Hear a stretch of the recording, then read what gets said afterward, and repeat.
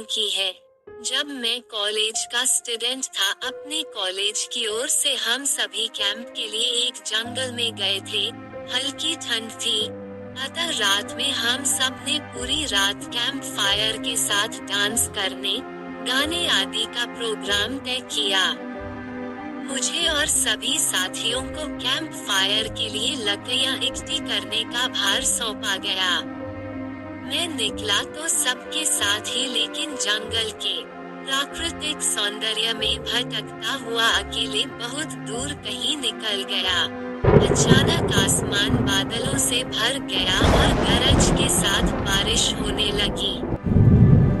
बादलों के लगातार गरजने से मैं पेड़ के नीचे खड़ा रहना मुनासिब न समझ, आसपास किसी घर की तलाश में एक दिशा में भागने लगा। मुझे कुछ ही दूरी पर एक लाल ईंटों से बनी शानदार बिल्डिंग नजर आई। बिल्डिंग रोशनी से पूरी नहाई हुई थी और उसमें ढेर सारे लोग हैं, ऐसा दूर से ही लग रहा था। मैं तेजी से भागते हुए उस बिल्डिंग में जा घुसा और सामने से आती हुई एक खूबसूरत नस से टकराते टकराते बचा। नस ने मुझे घूर कर देखते हुए कहा, बहुत अधिक भीग गए हो, सर्दी लग जाएगी। उधर बाएं ओर एक स्टोर रूम है, वहाँ जाकर जो भी मिले उससे कहना सिस्टर जूलिया ने दूसरे सूखे और साफ कपड़े मुझे देने को कहा है, वो तुम्हें कपड़े दे देगा। मैं हक्का बक्का मुंह फाड़े सिस्टर जूलिया को देखता रहा। मुझे एकदम से यह समझ नहीं आया कि मैं क्या करूं। मेरी स्थिति देखकर सिस्टर जूलिया खिलखिलाकर हंस पड़ी और बोली, पहले तो तुम अपना मुंह बंद करो वरना मुंह में मच्छर घुस जाएंगे, और अब जाकर वैसा ही करो जैसा मैंने कहा है। मैं हल्के से हाँ में सर हिला सिस्टर की बताई दिशा में जाने को मुड़ गया। अभी कुछ 10 कदम ही चला होऊंगा कि मेरे कंधे पर किसी ने हाथ रखा। मैं चौंक कर पीछे मुड़ा और अपने सामने आर्मी की वर्दी में एक युवक को खड़ा मुस्कुराता पाया। मेरे चेहरे पर ऐश्वर्य का बादल अपना घर बना चुका था, जिसे देखते ही उस युवक को हंसी आ गई। उसने धीमे किंतु दृढ़ स्वर में कहा, मैं कैप्टन विनोद और ये हमारे देश की आर्मी का हॉस्पिटल है। कैप्टन विनोद की बातों ने मुझे आश्वस्त किया। मैं अब धीरे धीरे सामान्य हो गया और मैंने कैप्टन विनोद को सिस्टर जूलिया की कई बातें बताई। सुनकर कैप्टन विनोद के चेहरे पर रहस्यमयी मुस्कान फैल गई और वे बोले, तो सिस्टर जूलिया से भी मिल चुके? जी, क्या मतलब है आपका? कुछ नहीं, चलो मैं तुम्हें सूखे कपड़े देता हूँ, चेंज कर लो, नहीं तो सच में सर्दी लग जाएगी। और मैं कैप्टन विनोद के पीछे पीछे एक बड़े से कमरे में पहुँच गया। कमरे के चारों ओर हरे रंग के पर्दे लगे हुए थे। एक और सामने एक सोफा था, एक बड़ा सा बेंच पड़ा हुआ था और उसके बीच में एक टेबल था जिस पर 2 गिलास, एक बड़ी बोतल ब्रांडी की और 1 या 2 पत्रिकाएं पड़ी हुई थी। कमरे के एक कोने में एक बड़ी सी अलमारी थी, जिसमें से कैप्टन विनोद ने एक आसमानी रंग का कुर्ता पायजामा निकालकर मुझे दिया और कमरे से लगे बाथरूम की ओर इशारा किया। मैं बाथरूम से कपड़े चेंज कर जैसे ही निकलने लगा, मेरी नजर बाथरूम की एक दीवार पर पड़ी। वो खून के छींटों से भारी हुई थी। ये देखकर मैं घबरा गया और जल्दी से बाहर निकलने को मुड़ा कि बाथरूम में लगे आईने में खुद को ही देखकर चौंक गया। आईने में मेरा पूरा शरीर तो नजर आ रहा था, लेकिन मेरे शरीर पर से मेरा सर गायब था। अब मुझे डर लगने लगा और मैं हुड़बड़ाकर बाथरूम से निकल गया। मुझे इस तरह बाहर निकलते देख कैप्टन विनोद ने हंसकर पूछा, क्या हुआ? अरे हाँ, तुमने तो अब तक मुझे अपना नाम ही नहीं बताया। कहाँ जाओगे?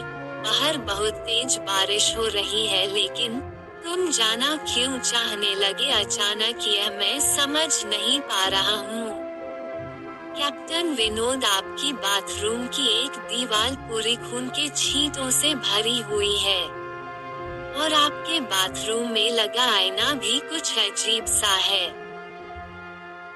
उसमें मुझे मेरा पूरा शरीर तो दिखाई दिया, लेकिन मेरा सर ही गायब था। मैं अब बिल्कुल भी नहीं रुकूंगा, यहाँ बारिश में ही भीगता हुआ अपने कैंप तक जाऊंगा। कहते हुए मैं कमरे से बाहर जाने वाले दरवाजे की ओर बढ़ा। रुको, तभी कैप्टन विनोद की कड़कती आवाज गूंजी, तो तुमने सब कुछ देख ही लिया? जी, क्या मतलब है आपका? मेरी आवाज में डर भर गया था। मतलब चाहे जो हो, तुम तब तक यहाँ से नहीं जा सकते जब तक मैं तुम्हें कुछ बता न दूं। क्या बताना चाहते हैं आप? जो आज तक कोई न जान सका, वो मैं जानकर क्या करूँगा? प्लीज अब मुझे जाने दे। मैं डर से रुआंसा हो गया। नहीं, बिल्कुल भी नहीं, और तुम्हें मुझसे डरने की भी कोई जरूरत नहीं। खून के छींटों से भरी हुई है और आपके बाथरूम में लगा आईना भी कुछ अजीब सा है।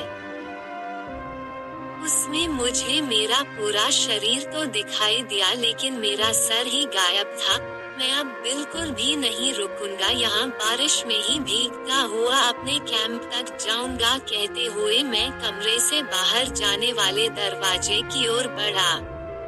रुको, तभी कैप्टन विनोद की कड़कती आवाज गूंजी, तो तुमने सब कुछ देख ही लिया?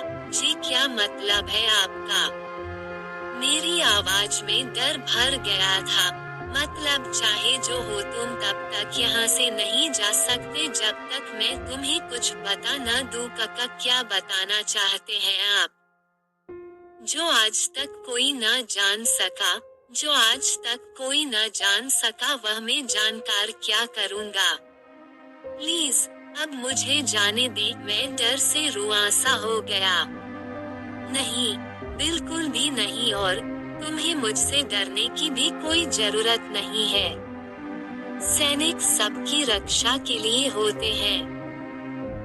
मैं भी तुम्हारी सुरक्षा ही कर रहा हूँ।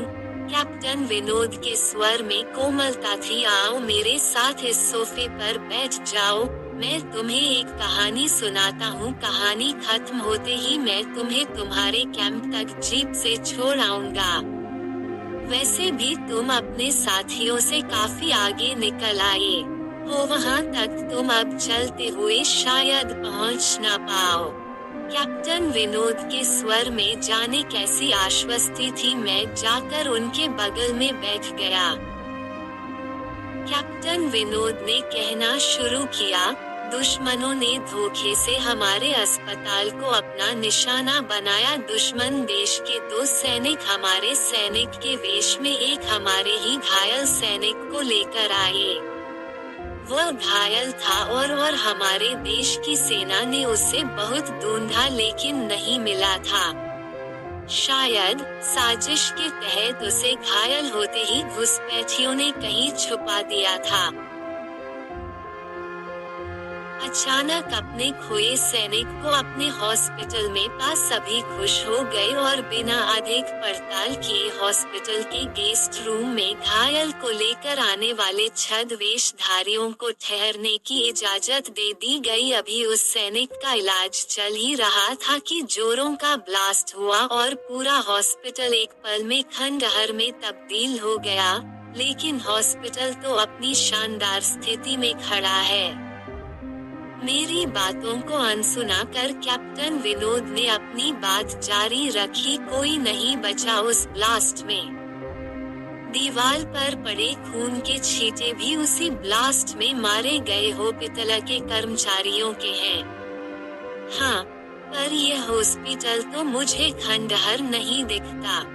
जवाब में कैप्टन विनोद के चेहरे पर रहस्य भरी मुस्कान फैल गई और उनका चेहरा अजीब से भावों से भर गया। मैं उनके चेहरे को देखकर अंदर से दहल गया। फिर अभी मैंने हिम्मत कर पूछा, आप उस ब्लास्ट में बाग कैसे गए? डिग्री सुनते ही कैप्टन विनोद ठहाका लगाकर हंस पड़े और मुझ पर एक भरपूर नजर डालते हुए कहा, ये कहानी आज से मात्र 10 वर्ष पहले की है और मैं तो आज से 50 वर्ष पहले मर चुका हूँ। इसके आगे उन्होंने क्या कहा मुझे कुछ नहीं मालूम। चेहरे पर गीलेपन का एहसास जब काफी हुआ तो मैं जैसे नींद से जागा। मुझे घेरे हुए मेरे सभी सहपाठी और टीचर खड़े थे। मेरे आंख खोलते ही मेरे सर ने कहा, थैंक गॉड, तुम्हें होश आ गया। तो क्या मैं बेहोश था? हाँ, तुम जंगल में जाने कहाँ भटक गए थे। जब सभी लौट आए और तुम नहीं आए तो हम सभी मिलकर तुम्हें ढूंढने निकले। काफी दूर जाने के बाद हमने एक जीप आती दिखाई दी जिसमें एक आर्मी मैन तुम्हें पीछे की सीट पर सुलाए हुए हमारे कैंप को ढूंढते हुए आ रहे थे। उन्होंने हम सबको भी अपनी जीप पर बिठाया और कैंप तक छोड़ा। हमने उन्हें काफी रोकने की कोशिश की लेकिन वे ये कहते हुए चले गए, अभी नहीं रुक सकता, एक जरूरी काम है। जब हमने तुम्हारे बेहोश जाने और उन तक तुम्हारे पहुंचने के बारे में पूछा तो बोले, सोमेश ही बताएगा और जो भी बताएगा वह सब अक्षरश सच होगा। सबकी उत्सुक निगाहें अपनी ओर लगी देख मैंने धीमे स्वर में पूछा, जोर क्या उनका नाम कैप्टन विनोद था? सर ने हाँ में सर हिलाया। मैंने सबको उधर चलने को कहा जिधर से सबने जीप आती देखी थी। पहले तो सर तैयार नहीं हुए लेकिन मेरे बहुत कहने पर वे राजी हो गए। सुबह होते ही हम उधर की ओर गए।